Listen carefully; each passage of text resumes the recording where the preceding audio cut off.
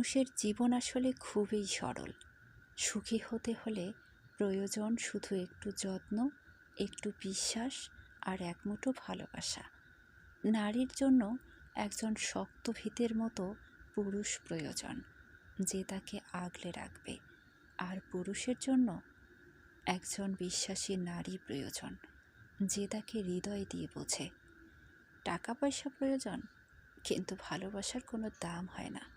ভালোবাসা হয় দায়িত্বের গভীরতায়, যত্নের কোমলতায় আর চোখের মায়ায়। একজন পুরুষের জীবন পূর্ণ হয় যখন তার পাশে একজন নারী থাকে, যে তার প্রতিটি ক্লান্তিকে ছুঁয়ে দেয় শান্তির কোমলতায়। আর একজন নারীর হাসিতে প্রশান্তি আসে যখন তার জন্য একজন পুরুষ অবিরত সংগ্রাম করে তাকে আগলে রাখে।